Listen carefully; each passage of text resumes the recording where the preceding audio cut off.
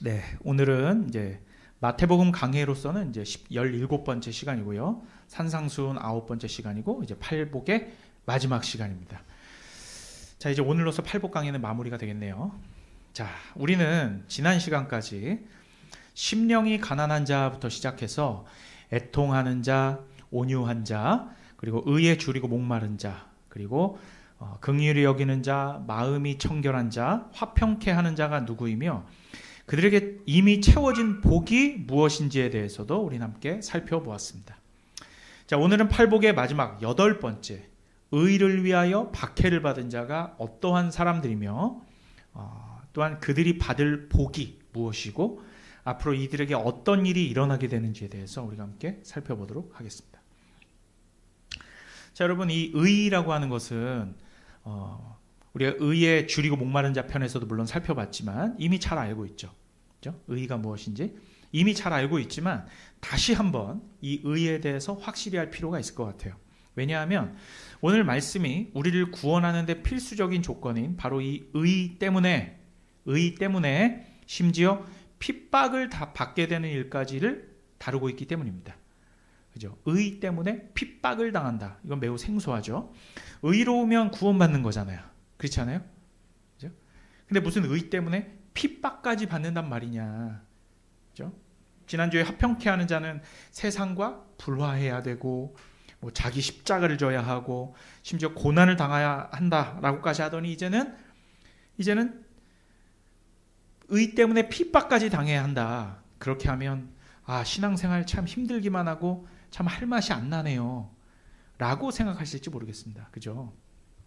여러분, 환난과 고난은 여러분 다 알고 계시겠지만 우리 신자들에게는 늘 그냥 당연한 일이고 또한 핍박과 고통은 필수이겠지만 이런 어려움과 별개로요. 비록 성경은 우리에게 이 신앙생활 가운데는 당연히 고난이 찾아올 것이다 라고 말은 하고 있지만 이것과 별개로 주님께서는 우리가 이 땅을 살아가는 동안에도 세상에서는 줄 수 없는 참된 평안과 안식과 또한 천국을 우리에게 유업으로 물려주시겠다고 약속하셨고 심지어 사도 바울은요. 뭐라고까지 합니까? 현재 우리가 당하고 있는 고난은 장차 우리에게 다가올 영광과 좋게 비교할 수 없다라고까지 했어요. 그렇기 때문에 우리는 마땅히 이렇게 부담스러운 말씀이지만 우리는 기쁨으로 받아야 하겠죠. 그죠? 그러니까 우리는 계산을 잘해야 된단 말입니다. 그러니까 신앙생활에는 중간지대란 건 있을 수가 없어요. 이 쓰디쓴 말씀을 달게 받아서 고난의 십자가와 박해를 참아내고 참된 영광에 도달할 것인가? 아니면 그냥 여기서 포기하고 그냥 신앙생활 대충 하면서 세상 사람들과 똑같이 살고 사실상 존재하지도 않는 신기루와 같은 이 땅 가운데에서의 거짓 화평과 일시적인 부요함에 빠져 인생을 즐기다가 스올로 갈 것인가? 그건 각자의 믿음과 각자의 결단에 달린 거예요. 물론 하나님의 주권에 달렸지만, 그죠? 우리의 구원은 양면적인 거니까, 그죠? 우리 성도님들은 이미 제 설교를 많이 들으셨기 때문에 저는 강한 용사들이라고 확신합니다. 그죠? 그리고 그래야 하고요. 우리는 불시험 앞에 여러분 당당히 서야 됩니다. 앞으로 우리 삶 가운데 좋은 일만 펼쳐지려는 그런 보장도 없고, 그죠? 나쁜 일이 우리에게 닥치지 않으리란 보장도 없단 말입니다. 그죠? 하지만 우리는 이 시험 가운데 당당히 서야 돼요. 왜 그러냐면 이건 100% 이기는 싸움이기 때문입니다. 이기는 싸움이에요. 지는 것 같지만 이기는 거예요. 자, 사도 바울은 우리에게 이렇게 말하고 있습니다. 고린도전서 10장 13절 한번 보세요. 사람이 감당할 시험밖에는 너희가 당한 것이 없나니 오직 하나님은 미쁘사 너희가 감당하지 못할 시험 당함을 허락하지 아니하시고 시험 당할 즈음에 또한 피할 길을 내사 너희로 능히 감당하게 하시느니라. 우리가 지금까지 이렇게 살아온 거란 말이에요. 그죠? 하나님께서는 우리가 감당 가능한 것만 주시는 거예요. 못 견디겠다고 난리 피우면 그건 우리가 엄살 피우는 것이거나 혹은 우리는 사실은 괜찮은데 남들 앞에서 사기를 치는 것이거나 아니면 그냥 싫어서 눈 가리고 아웅하는 것뿐이에요. 당당히 이 앞에 맞서는 것이 아니란 말이죠. 이 시험 앞에. 그러므로 우리는 현실을 직시하고 정신을 바짝 차리고 우리 진리를 한번 살펴봅시다. 그래서 다시 한번 그리스도의 의에 대해서 살펴볼게요. 그리스도의 의에 대해서. 자, 이 의라고 번역된 헬라어 디카이오스네, 그리고 히브리어로는 제데크라고 설명드렸어요. 그죠? 헬라어로는 디카이오스네, 그리고 히브리어로는 제데크입니다. 이 디카이오스네와 제데크는 일반적인 어떤 사회 정의나 아니면 세계 평화 추구와 같은 그런 인간사 속에서 사람들이 인정해주는 옳다함이 아니라, 그런 것이 아니라 하나님과의 관계성 속에서, 하나님과의 관계 속에서의 친밀함, 그리고 하나님 절대 의존이라고 하는 기조 가운데 하나님께서 인정해 주시는 옳다함, 그것이 바로 제데크이며 디카이오스네라고 말씀을 드렸습니다. 그죠? 그래서 아담과 하와가 범죄하기 전에는 완전히 의로운 상태였어요? 아니면 범죄한 상태였어요? 의로운 상태였어요. 그죠? 그러니까 의로운 상태니까 하나님의 형상대로 창조된 인간이 처음에는 에덴 동산에 머물면서 하나님과 친밀함을 유지했죠. 하나님과 친밀해야 된단 말이에요. 의라는 것은 하나님과의 친밀함이며 하나님 절대 의존이에요. 나 잘났다고 내가 바로 서 있는, 나 신앙생활 잘해, 나 힘 있어, 나 정도 되면은 이 정도 대접은 받아야 돼. 그건 의가 아니란 말이에요.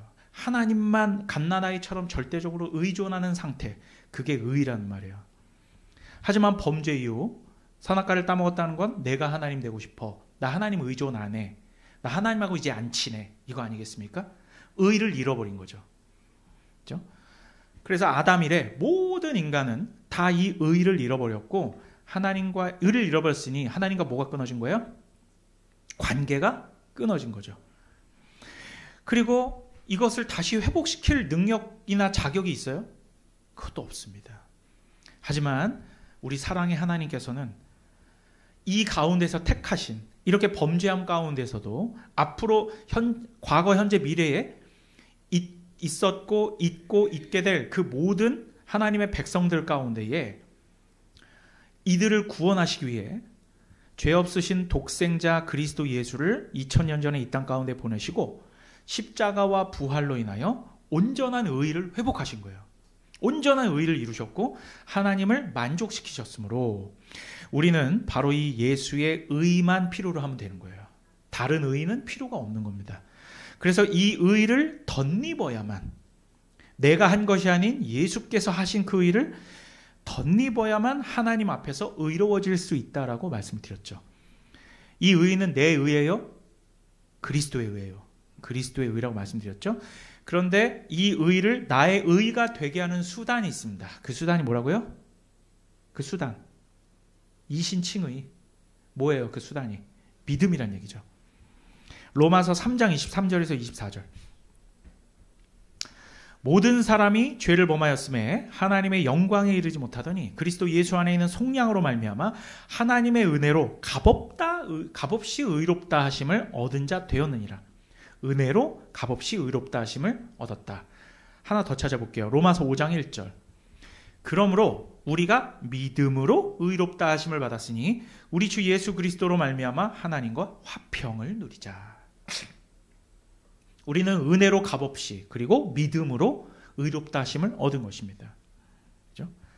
그래서 이렇게 의롭다함을 입은 자들이 이 땅 가운데서는 세상과 불화하며, 세상과 친하면 안 됩니다. 우리는 세상 속에서 그들과 어울려서 살아가지만 세상에 푹 빠져서 세상과 화친하며 세상의 방법대로 살아가는 게 아니란 말이에요. 세상과 친할 수가 없어요, 애초에. 왜냐하면 세상은 세상의 방법대로 살길 원하기 때문이에요. 그런데 그 방법을 벗어나자마자 세상은 우리를 미워합니다. 그렇게 될 수밖에 없어요. 그래서 세상과 불화하며 십자가를 지고, 누구의 십자가? 내 십자가. 예수의 십자가는 예수님이 지는 거예요. 자기 십자가를 지고 고난을 당하는 것도 모자라 오늘 본문 말씀처럼 의를 위하여 핍박을 받으면서 우리는 이 땅을 살아가는 거란 말입니다.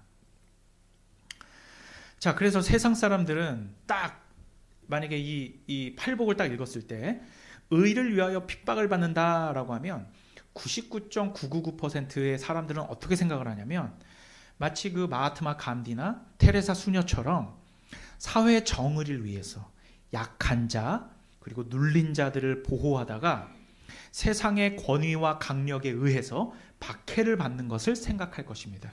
거의 그렇게 생각하지 않을까요? 그죠? 하지만 제가 이 의라는 것을 제가 좀 전에 설명드렸죠. 이 의는 그런 의가 아니었잖아요. 그죠? 이 의라는 것을 제가 좀 전에 한번 설명드린 것은 지금 우리가 바라보고 있는 이 의가 이러한 세상적인 의가 아니라 예수 그리스도의 의라는 것을 확실히 하기 위함이었어요. 예수께서 십자가와 부활로 완성하신 하나님 앞에 인정된 의, 지금 이 의 때문에 받는 핍박을 말하는 거란 말입니다. 그런데 오늘 본문 10절을 보면요. 다음 구절 11절과 이어지는데 자, 본문 10절 다음 구절 11절을 보면 이 의 때문에 핍박을 받는 것이 곧 예수 때문에 핍박을 받는 것이라는 걸 우리는 알 수 있어요.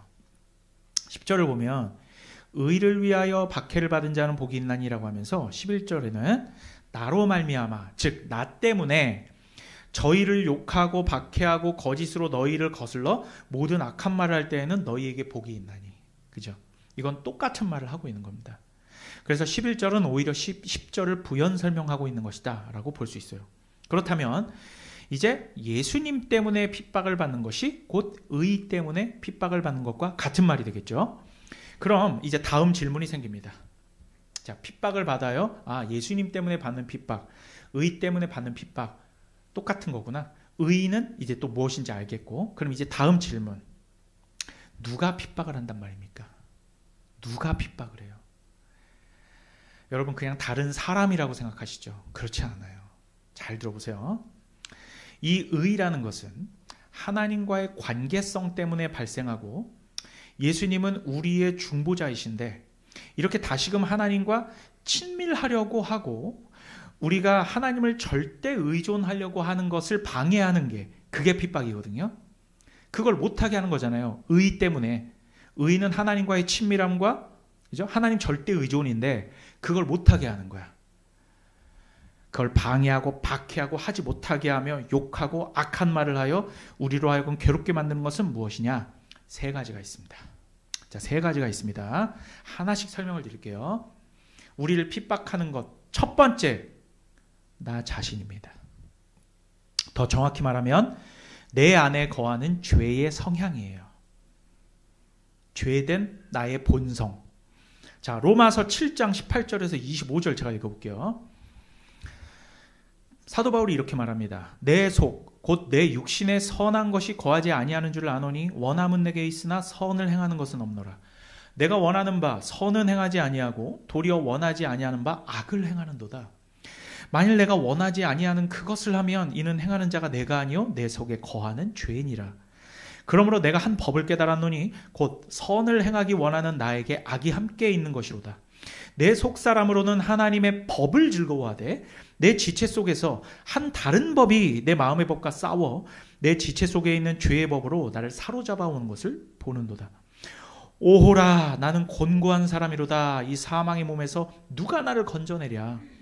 우리 주 예수 그리스도로 말미암아 하나님께 감사하리로다. 그런즉 내 자신이 마음으로는 하나님의 법을 육신으로는 죄의 법을 섬기노라. 자, 이렇게 우리 안에는 나잖아요. 우리 안에서 일어나는 일이 다 내 안에 나잖아요. 그 자체가. 그러면 우리 안에는 그리스도의 온전한 의, 즉 하나님의 법을 즐거워하는데도 불구하고 이 온전한 의를 거부하려고 하는, 즉 불순종하려고 하는 악이 우리 안에 함께 존재한다는 것입니다. 자, 이 사실은 그리스도인들의 숙명이에요. 이걸 벗어날 수 있는 사람은 아무도 없어요. 우리는 늘 그리스도와 함께하고 싶죠. 여러분들 오직 주님만 바라보고 싶죠. 하나님과 교제하고 싶고 늘 기도하고 싶지만 계속 기도의 자리에 나가지 못하고 주님 말씀에 순종하고 싶고 주님 뜻대로 살고 싶은데 그렇게 하지 못하도록 우리 안에서 죄의 성향이 그걸 막고 핍박하는 것입니다. 사실 가장 첫 번째 의를 위하여서 우리가 핍박을 받는 주체는 우리 자신인 거예요. 이 핍박이 얼마나 괴로우면 사도 바울이 이렇게 고백하잖아요. 오호라, 나는 곤고한 사람이로다. 진짜 힘든 거예요, 사도 바울도. 우리도 그렇지 않습니까? 이렇게 탄식을 하지 않습니까? 와, 진짜 힘들다. 진짜 곤고한 사람이로구나. 그렇게 사도 바울이 말했겠냐고요. 예수 믿는 것 때문에 내부적으로 박해가 일어나는 것입니다. 내 죄의 성향 때문에 발생되는 필연적인 내부적인 싸움이 시작된 거예요. 내가 예수의 의 때문에 세상의 방법을 버리고 싶은데 내 안에서 스물스물 그 세상의 방법대로 하라는 유혹과 핍박이, 그 거짓으로 속이는 죄의 성향이 내 안에서 계속 발동되는 거예요. 어떤 식으로 핍박한지 아세요? 이런 거죠. 우리가 말씀을 통해서 오직 예수만 믿어야 하고 주님만 바라봐야 하는 것을 내가 알아.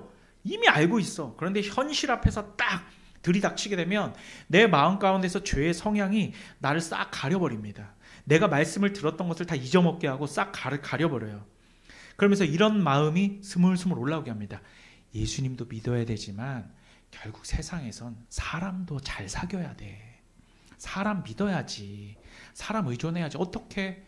부모 의존해야 되고, 너 아는 형 있지? 그 형 잘 나가잖아. 그 형 의지해. 이런 마음이 스물스물 올라오는 겁니다. 야, 사람한테 네가 잘 못하니까 이렇게 되는 거 아니야. 사람한테 잘해야지. 그러니까 사람한테 이거 잘해야지. 이렇게 우리 마음 가운데 유혹이 올라오는 거예요. 아니면 야, 역시 돈이야. 결국은 돈밖에 없어. 돈이 권력이고 힘이니까. 지금 이 문제는 다 돈 문제잖아. 사실 다 돈 문제가 맞아요. 우리 대부분의 삶 가운데서 일어나는 일 중에 돈으로 해결할 수 없는 건 1%도 안 될걸요. 하지만 영적인 세계에서 돈이 해결할 수 있는 건 아무것도 없어요. 이걸 우리가 까먹는 거예요. 그런데 세상 사람들 혹은 잘못된 그리스도인들은 돈 문제로 교회 일은 해결할 수 있지만 영혼의 문제는 해결할 수가 없어요. 아니면 뭐 세상에서 스펙으로 사람들한테 인정받아야 돼. 그러니까 열심을 다하는 거예요. 열심히라고 열심히 공부하고 열심히 자기 개발한단 말입니다. 이렇게 거짓으로 진리를 거슬러 의 때문에 핍박을 하는 거예요. 예수님과 가까이 하고 싶고 오직 주님만 바라고 절대 의존하고 싶은 걸 못하게 하는 겁니다. 내 안에서 핍박이 일어나는 거죠. 그렇죠? 주의 말씀에 순종하고 싶은데 그렇게 못하는 겁니다. 사실 하나님께서 그대로 두시는 거예요. 그대로 두시는 거예요. 왜 그렇습니까? 오늘 말씀에 이렇게 의를 위하여 핍박을 받는 사람이 뭐가 있다고 합니까? 복이 있는 사람이잖아요. 그렇죠? 이렇게 내적인 갈등과 고민, 핍박으로 인해 괴로워하는 사람, 이 사람이 바로 복된 사람이기 때문입니다. 사도 바울이 이걸 이겨냈습니까? 아니에요. 오호라, 나는 공고한 사람이로다. 그러니까 나는 어찌할 수 없는, 그치? 내가 뭘 어찌할 도리가 없는 인간이구나라는 걸 사도 바울도 고백하잖아요. 그런데 그게 복된 사람이라는 거예요. 왜냐하면 이런 내부적인 싸움과 내적 성향과의 갈등과 싸움은 예수가 안에 없으면 일어나지 않아요. 누가 의 때문에 핍박을 당합니까? 세상 사람이? 누가 예수 그리스도와 화친한 것 때문에, 누가 하나님을 절대 의존하는 것 때문에 자기 안에서 죄의 성향과 싸움이 일어납니까? 이건 복된 겁니다. 오직 이 갈등과 힘듦과 고통과 이 핍박은 그리스도인만 당하는 거예요. 그래서 사실은 이걸 가지고 우리가 푸념하자는 게 아니라 기뻐해야 될 일이라는 거예요. 일이 잘 되고 내 안에서 모든 일들이 다 만사형통 오케이 하면 그게 하나님이 살아계시구나 존재하시구나 아니라, 성경을 보니까 사도 바울도 고민하고 괴로워하고 갈등하고 핍박당했잖아요. 의 때문에. 이건 당연한 것이고 기뻐해야 되는 것이다라는 거예요. 자, 두 번째 박해하는 것 무엇일까요? 세상입니다. 세상이에요. 이 세상이라는 것은 사람, 그리고 환경, 심지어 뭐 잘못된 교회, 즉 우리 삶 가운데에서 일어나는 모든 것이에요. 우리의 컨텍스트 그 자체, 내 삶의 맥락 그 자체, 거긴 사람도 있고 다 있는 거죠. 환경을 말하는 겁니다. 이 모든 것을 포괄하는 것이에요. 요한복음 15장 18절 21절 봅시다. 이렇게 돼 있죠. 세상이 너희를 미워하면 너희보다 먼저 나를 미워한 줄 알라. 너희가 세상에 속하였으면 세상이 자기의 것을 사랑할 것이나 너희는 세상에 속한 자가 아니요 도리어 내가 너희를 세상에서 택하였기 때문에 세상이 너희를 미워하느니라. 내가 너희에게 종이 주인보다 더 크지 못하다 한 말을 기억하라. 사람들이 나를 박해하였은즉 너희도 박해할 것이요 내 말을 지켰은즉 너희 말도 지킬 것이라. 이 지켰은즉은 지켰다는 얘기가 아니라 만약에 지킨다면 니들 말도 지킬 것이 아니냐 이렇게 말하는 거예요. 그러나 사람들이 내 이름으로 말미암아 이 모든 일을 너희에게 하리니, 그러니까 핍박을 한다는 거죠. 이는 나를 보내신 이를 알지 못함이라. 지금 누가 핍박한다는 거예요? 세상이. 여러분, 그런데 우리가 착각하지 말아야 되는 거, 요새 잘못된 기독교가 우리를 속이는 것들이 있습니다. 뭔지 아세요? 우리가 예수님을 잘 믿고요, 진리를 따라 살고 경건을 추구하면, 즉 교회가 교회다움을 회복하면 세상이 교회를 칭송해주고 인정해줄 줄 알아요. 그러면서 야, 내가 너 같은 신앙인이라면 내가 예수를 믿겠다라고 하면서 내가 교회 갈게. 그럼 전도가 저절로 되고. 말 같지도 않은 소리입니다. 자, 역사상 그런 적이 있었는지 한번 찾아보세요. 교회사 속에서. 한 번이라도 있었습니까? 그런 적이? 사실은 있긴 했어요. 아주 특별한 경우, 즉 어떤 하나님께서 부흥과 영적 대각성을 부어주셨을 때 그런 적이 몇 번 있었죠. 뭐 평양 대부흥도 그렇고 아주사 대부흥도 그렇고. 하지만 대부분은 그렇지 않습니다. 세상은 단 한 번도 성경적 교회를 인정한 적이 없습니다. 이거 우리가 착각하는 거예요. 지금 많은 교회들이 도덕과 윤리가 무너져 있으니까 성경적인 어떤 도덕과 윤리를 회복하면 사람들이 다시 교회를 인정해주고 교회로 몰려올 것이라고 그런 거짓 선전하는 사람들이 있어요. 절대 그렇지 않아요. 여러분, 종교개혁 시대 보세요. 종교개혁 시대는 올바른 말씀이 선포되었었잖아요. 그렇지 않습니까? 오히려 타락한 교회를 뒤집어 엎으려고 그랬는데 하나님의 역사로 사실은 프로테스탄트 교회가 새로 세워졌잖아요. 올바른 진리를 선포하고 도덕과 윤리적으로 깨끗했잖아요. 청교도들 보세요. 교회로 몰려왔습니까, 사람들이? 안 그래요. 속이는 거예요. 그러면서 도덕과 윤리, 즉 율법에 빠지게 해서 복음으로 멀어지게 하는 사탄의 계략입니다. 그것은. 세속은 교회를 망가뜨렸지 단 한 번도 진리를 응원하지 않았습니다. 마치 세상에 진리를 응원해 줄 거라고 착각하지 마세요. 절대. 어떤 대형교회 목사님들 나와가지고 우리가 이걸 회복하면 세상도 우리를 봐줄 거라는 착각하지 마십시오. 그런 거 없습니다. 왜 그런지 아십니까? 세상은 이미 만몬이에요. 만몬과 예수가 하나가 될 수 있습니까? 그렇게 될 수 없어요. 그럼 예수님이 이 말씀하지 마셨어야죠. 왜 세상이 너희를 미워할 것이냐고 단정하시냐고요. 예수님이. 이건 진리이기 때문입니다. 여러분. 교회가 예수님을 따라가면 세상은 싫어하게 되어 있습니다. 디모데후서 3장 12절.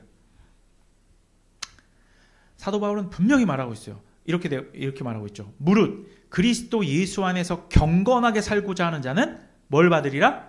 박해를 받으리라. 참된 교회는 세상이 반대하게 되어 있어요. 그런데 최근 많은 교회들은 이렇게 교회가 도덕과 윤리를 잃어버렸기 때문에 도덕과 윤리를 회복해야 세상이 교회의 말에 귀를 기울인다고 하지만 그렇지 않아요. 거짓말이에요. 여러분.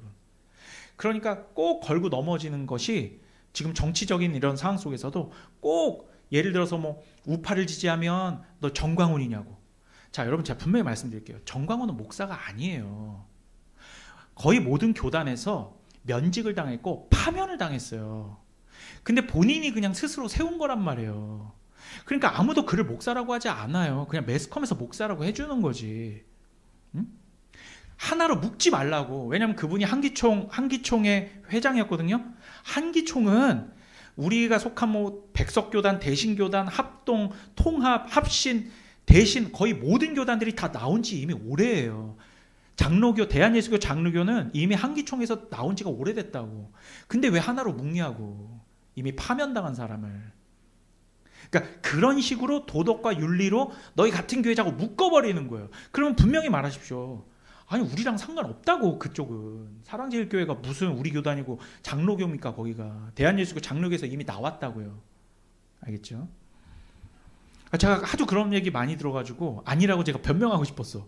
자꾸 세상 사람들이 뭐 좌파 지지하면 또 야 니네 뭐 민노총이냐 이러고. 안 그렇잖아요. 여러분, 교회에서 도덕과 윤리가 무너진 것은 하나님 말씀의 진리가 무너졌기 때문이에요. 거짓 진리를 믿으면 도덕과 윤리는 자연스럽게 무너지게 되어 있습니다. 그런데 많은 교회들이 세상에서 나이스한 교회가 되려고 그래요.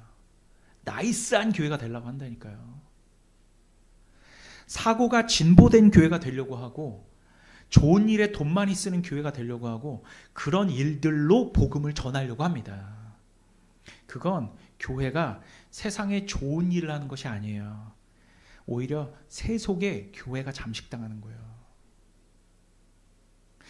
옛날 우리 자유주의가 창궐했던 20세기 초반에 그런 어떤 교회, 이런 어떤 성경에서 말하는 기적 사건들을 현대인들이 믿어주지 않으니까 이러한 기적들을 다 없애고 그것의 참뜻을 찾아가면, 예를 들면 오병이어의 기적 같은 거는 사실 그런 일은 없었고 원래 다 도시락 싸온 거야. 그런데 사람들이 마음을 열어 사람들과 함께 나눔을 실천하니 5,000명이 먹게 된 거야.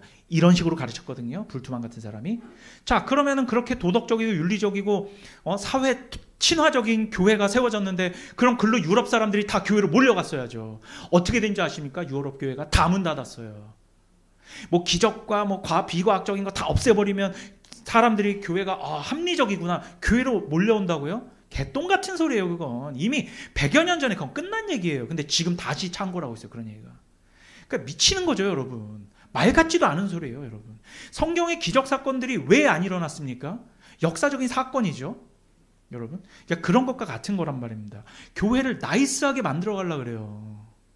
우리가 기적을 믿고 하나님의 역사를 믿고 그러면 무슨 어떤 광신도인 줄 알아요, 다.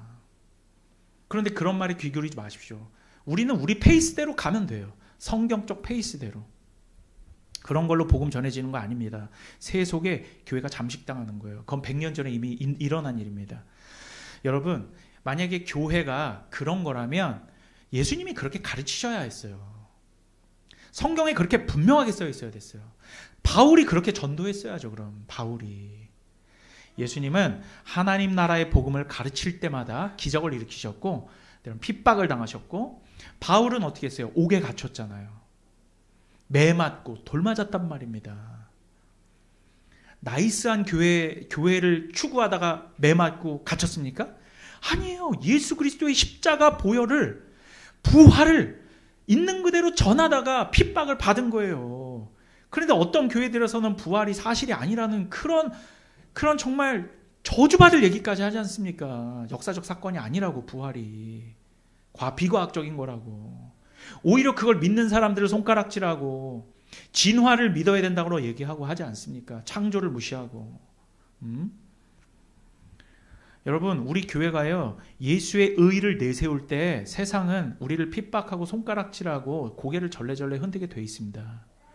그런데 우리가 그런 사람들하고 얘기와 대화를 나눌 때, 여러분, 사회에서, 저도 그랬어요, 회사에서, 이 사람들은 굉장히 합리적이고 과학적인 사고로 얘기를 해요.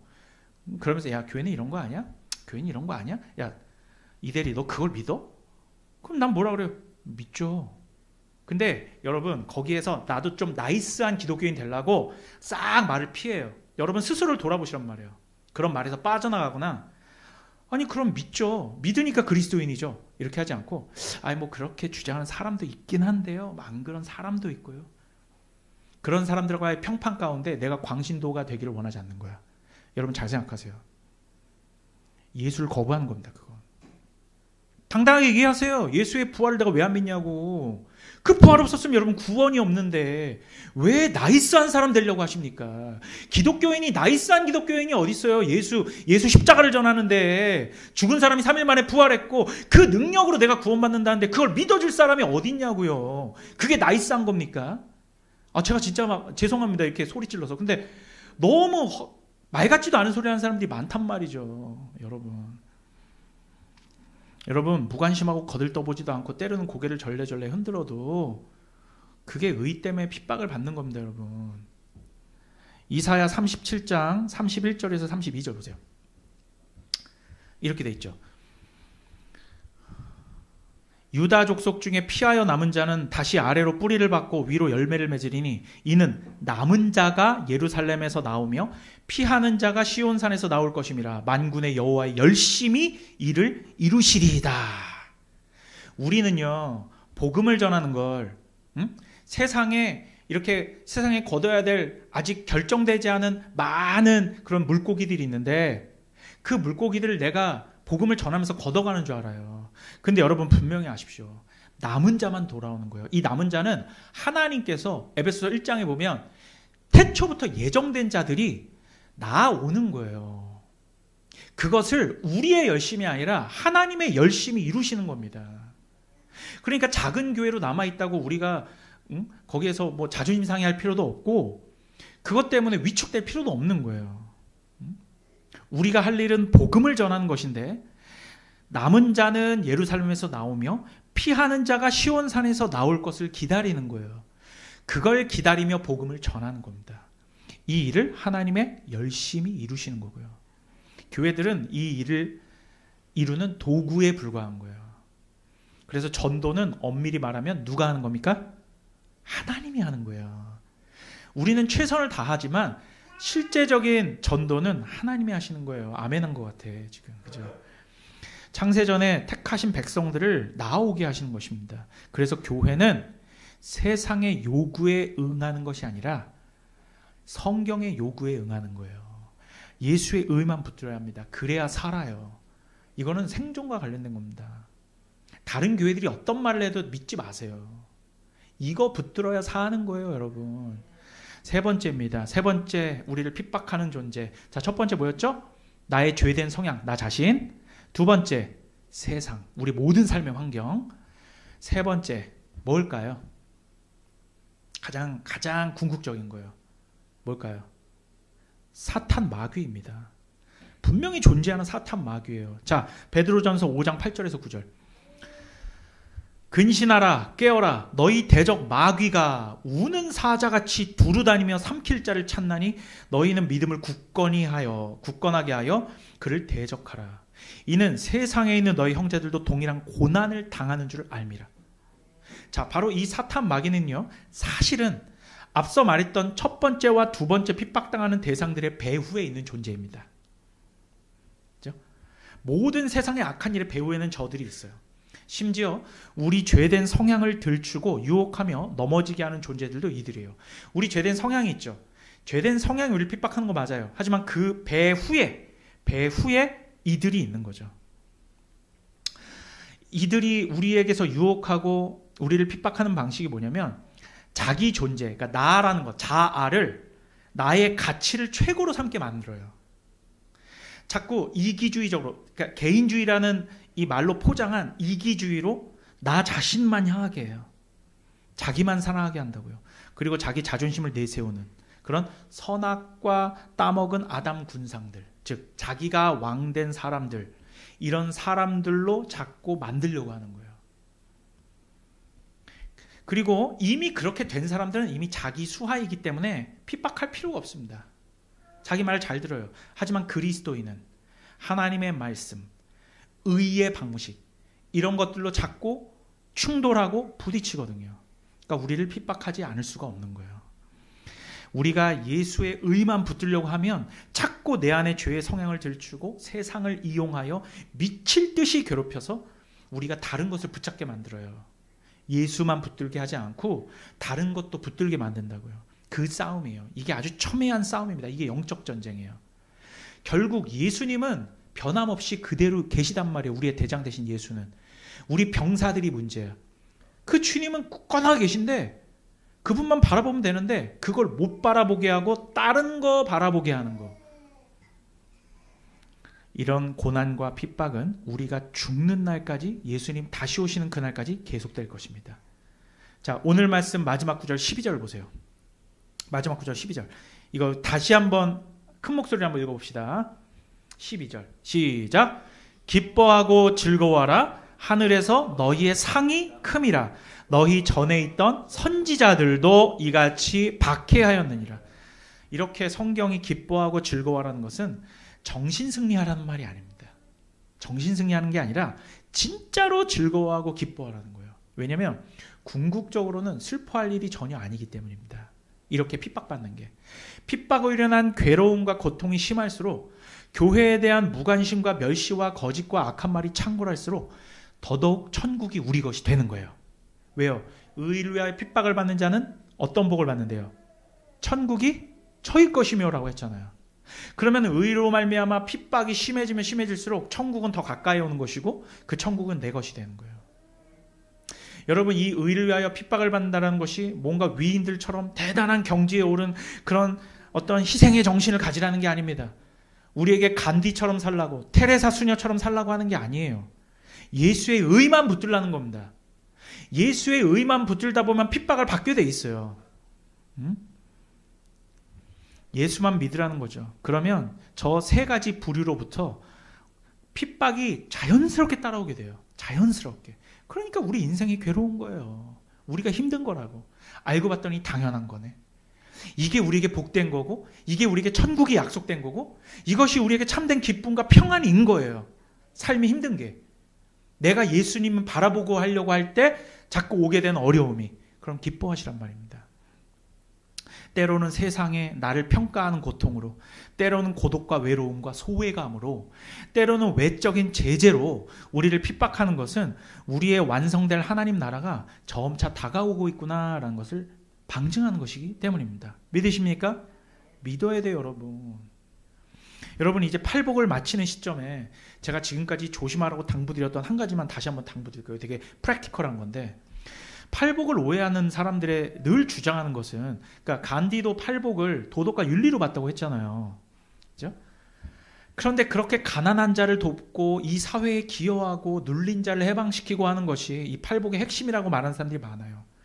구제라고 하는 것은 분명 성경도 말하고 지지하고 있는 것이 맞습니다. 하지만 그건 제가 항상 곁가지라고 말씀드렸죠. 그걸 중심에 세워서는 안 됩니다. 저는 이런 것에 휩쓸리지 않고 제가 수주에 걸쳐서 팔복을 가장 진리에 가까운 내용으로 설교했다고 생각합니다.